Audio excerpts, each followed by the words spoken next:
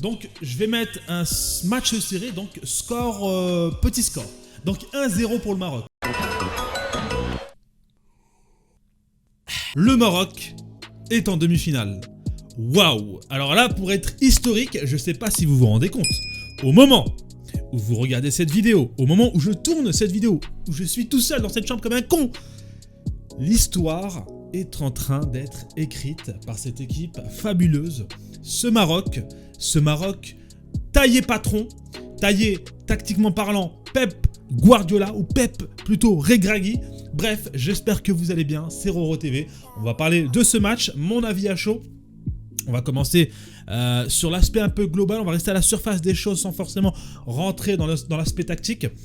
Alors j'ai vu un match costaud, solide, des joueurs qui se sont battus jusqu'au bout, des guerriers. Et là je pense notamment à l'équipe, aux 11 titulaires, mais aussi aux remplaçants. Il ne faut pas oublier aussi qu'à la base, on a Mazraoui et Aguerd qui ont malheureusement dû être forfait, dû laisser leur place justement à un Yamik qui a été stratosphérique. J'avais quelques doutes vis-à-vis de ce joueur parce que j'étais 50-50, parce que j'ai vu qu'il pouvait autant être rassurant, autant j'ai vu que sur un ou deux duels, j'avais des doutes. Clairement, je vous dis la vérité, je vais pas vous mentir. Mais voilà, il a répondu présent. Et puis sur le côté Atiatallah, personnellement, j'avais aucun doute. Le joueur, pour moi, c'est l'un des meilleurs joueurs. Pour moi, c'est clairement l'un des meilleurs joueurs de ce match. Côté marocain, bien évidemment. Donc incroyable. Les deux ont su répondre présent. Et c'est justement ce questionnement qu'on avait vis-à-vis de ce match. Parce qu'on savait que côté Portugal, il y avait une profondeur de banc, mais alors monstrueuse. Mais côté marocain, c'est un peu plus amoindri. On avait plus l'habitude de voir ce 11 titulaire jouer tous les matchs. Donc il y avait quand même certains questionnements qui se posaient. Et finalement, les doutes ont été clairement effacés au fur et à mesure de ce match, puisque le Maroc a clairement pris l'ascendant dans ce match. Et là, je parle au niveau des duels et du score. Alors, rendez-vous compte, le Maroc est la première équipe africaine, arabe, berbère, rophone aussi également, à rejoindre ce dernier carré en Coupe du Monde. Le Maroc a écrit l'histoire et ce sera gravé à jamais. Ce moment, les gars, vraiment, profitez-en, parce que ce moment, il est historique. On en reparlera dans 10, 20, 30 ans, si on est encore vivant. Et les prochaines générations en parleront, justement, dans quelques années. C'est un truc de fou, les gars. C'est waouh. Je vous jure, je suis encore choqué. Les gars, moi, à titre personnel, je suis cette équipe marocaine depuis 2004. Depuis la CAN 2004. J'ai jamais lâché les matchs. Ça veut dire que même les matchs en Afrique à 30-40 degrés, face à des petites, et je dis bien entre guillemets, des petites équipes, des matchs sur des champs de patates, même ces matchs-là, je les suivais. Et pourtant, il y avait des matchs qu'on perdait, c'était catastrophique. Donc, depuis 2004 à 2022, le parcours a été très long, vraiment très long, ça a été compliqué. Mais si demain, on me demande, est-ce que tu es prêt à regalérer autant d'années pour au final avoir un aussi beau parcours en Coupe du Monde, je signe directement, les gars, très clairement. Une statistique très intéressante côté marocain, 5 matchs, 0 but encaissé par un adversaire. Le seul but encaissé est un CSC, et attention, le jour où le Maroc s'est pris ce but, ce n'était même pas Yacine Bono au goal, ou Yacine Bounou, tu l'appelles comme tu veux. Et il faut qu'on en parle de ce goal. Vous avez vu les parades, les arrêts. Et pour gagner une compétition, que ce soit la Champions League en club, ou une Coupe du Monde, ou un Euro, une Coupe d'Europe, ou une CAN, il faut avoir un gardien de but. Il faut avoir une défense, et il faut avoir un gardien de but très compétent. Et aujourd'hui, Yacine Bounou, avec ce qu'il nous a déjà fait en phase de poule, mais également face à l'Espagne, au tir au but, et aujourd'hui, je ne sais pas si vous vous rendez compte de son niveau de jeu.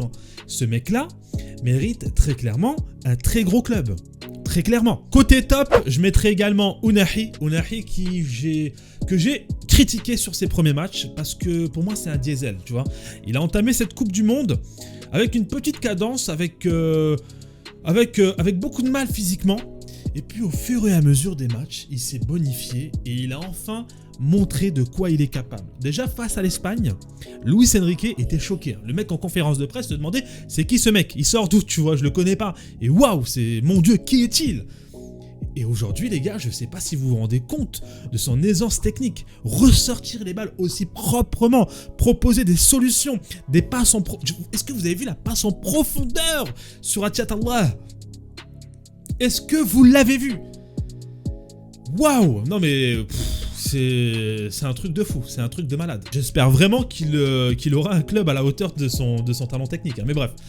Côté top, je mettrai également Amrabat. Amrabat, de toute manière, je vais même plus parler de lui. Hein. De toute manière, lui, quand je parlais des tops, je le mettrai directement dedans sans argumenter parce que voilà, le mec, quoi qu'il arrive, qui que ce soit en face, le mec, c'est un être humain face à un autre être humain. En tout cas, c'est ce qu'il doit se dire. Hein. Peu importe le mec en face, il ne m'impressionne pas. Je vais lui montrer de quoi je suis capable. Et le mec a un volume de jeu monstrueux. Physiquement, il est... Waouh, c'est un Golgoth, les gars. C'est la relève de Nordin Amrabat. Et d'ailleurs, il faut qu'on en parle de Nordin Amrabat. Nordin Amrabat est actuellement au Qatar. Il est venu voir son petit frère pour lui donner des petits conseils, justement, avant ce match face au Portugal. Et rappelez-vous, le Portugal qu'on avait joué en 2018. Et Nordin Amrabat était présent. Il a été monstrueux, hein, je me rappelle encore. Quand il a balancé son casque, c'était un truc de fou. Mais waouh. Donc aujourd'hui, en fait, Sofiane Amrabat a vengé son frère en battant l'Espagne et le Portugal. Au niveau des flops, je mettrai peut-être Chedira qui n'a malheureusement pas su concrétiser encore une fois certaines occasions. Et bon, après il a bien joué, j'ai rien à dire là-dessus. Mais voilà, il se prend un carton rouge dans un contexte assez compliqué, il y a de la pression, il y a de la tension et c'est pas le moment. Et malheureusement, il nous avait déjà déçus face à l'Espagne. Aujourd'hui, c'est encore un peu le cas, on voit qu'il manque quand même de ce petit truc, de cette patte dans les grands rendez-vous. Il me semble que c'est le meilleur buteur en série B, hein, de tête je crois, confirmez-moi dans les commentaires, mais bref. Je dirais carton rouge, donc ouais, c'était peut-être la tâche sur ce match, la petite tache noire côté marocain, je pense. Après, globalement parlant, pour moi, tous les joueurs ont répondu présent, que ce soit Saïs, El Amir, Hakimi, Ziyech. Faut aussi parler de ce côté droit qui est monstrueux. Faut voir techniquement ce triangle entre les trois là, Ounahi, Ziyech, Hakimi, comment ça ressort proprement. Les gars, waouh, là, j'ai même pas les mots. C'est un truc de malade. Là, c'était le Brésil. J'ai vu le Brésil jouer. Et pourtant, c'est un truc basique dans le football, le jeu en triangle. C'est un truc basique, mais de chez basique. Quand tu joues au foot, tu sais ce qu'il en est. Et ça a tellement bien marché. Félicitations les gars, félicitations. On va passer maintenant aux frustrations de ce match. J'en ai deux, forcément Saïs qui se blesse, ça me dérange un peu parce qu'on va quand même se poser la question, est-ce qu'il va être remis pour son prochain match? Sachant qu'on a déjà Aguerd en moins, est-ce que déjà Aguerd sera apte pour le prochain match? C'est parce que c'est là, non, si on perd notre charnière principale, ça va être très compliqué. Forcément Regragui va devoir recomposer avec les joueurs qu'il a à disposition. Mais voilà, c'est quand même notre charnière principale, c'est ce qui fait notre force, notre défense. Donc c'est le premier regret. Le deuxième regret que j'ai, c'est Abou Khlel. Abou Khlel qui rate quand même une sacrée occasion en 1-1 face au goal. Il décide de lober alors que moi je pense qu'il aurait pu continuer et dribbler le goal. Ou tout simplement tirer du plat du pied sur un côté. C'est mon avis, c'est ce que j'aurais fait en tout cas. Après, c'est facile de dire ça quand tu es derrière un écran et que tu regardes. Et c'est plus facile, ça c'est clair et net. Mais je pense que ça aurait été la meilleure chose à faire. Et puis au pire, s'il dribble le goal et que le goal est dépassé, soit le goal le tient et donc il y a penalty, ou soit c'est raté. Mais bref, dans tous les cas, je suis en train de chipoter, mais c'est les seuls deux regrets que j'ai de ce match. Côté Portugal, moi je trouve qu'ils ont très bien joué, ils ont joué leur jeu, mais malheureusement, ils ont été confrontés à une équipe qui joue en bloc bas, qui a un pressing mais ultra agressif, et je pense que le Portugal ne s'attendait vraiment pas à avoir ce genre de jeu, de joueurs qui pratiquent ce football en face. Vraiment pas. Là, jusqu'ici, ils n'ont jamais eu ça. Là, ils l'ont. Et je pense que malheureusement, ils n'étaient pas prêts à ce genre de jeu. Je pense que le Portugal aurait dû peut-être commencer le match avec une autre tactique. Et peut-être même voir avec un Ronaldo d'entrée de jeu. Et d'ailleurs, Ronaldo, là, il y a une image qui m'a terriblement touché quand même. Que je sois marocain, français, portugais, anglais, peu importe. Ronaldo, c'est quand même l'un des meilleurs joueurs de légende du football. Et voir cette image quand il est en train de rentrer en vestiaire, en train de pleurer, ça fait vraiment mal au cœur parce que je crois que c'est sa dernière Coupe du Monde. Il me semble normalement, hein, parce que bon, il va rentrer dans la quarantaine dans pas très longtemps. Et ça fait mal quand même. Mais voilà, comme vous le savez, le football, c'est des pleurs. Et c'est des joies, c'est de la joie et des rires. Bref, je vais couper là les gars parce qu'il y a la France-Angleterre qui va jouer ce soir. J'aimerais énormément que la France se qualifie. pas par excès d'arrogance ou quoi, non, pour la simple et bonne raison que en France on a Kylian Mbappé, au Maroc on a Hakimi, et les deux sont ultra potes. Il y a des images qui ont déjà été tournées où Kylian Mbappé vient dans l'hôtel marocain, du Maroc en tout cas, où les joueurs marocains sont rassemblés, et on voit cette image entre Kylian Mbappé, Jamel Debbouze, Hakimi, et j'aime beaucoup ces images, tu vois, qui rassemblent les peuples, peu importe les origines, les couleurs et tout. Donc moi j'aimerais bien ce match, d'autant plus que je suis d'origine marocaine, vivant en France, donc forcément, moi j'aimerais bien voir ce match. Ce sera beau, ce sera très très beau, ce sera très très beau. Sur ces paroles, je vous souhaite une excellente soirée, profitez bien de vos proches.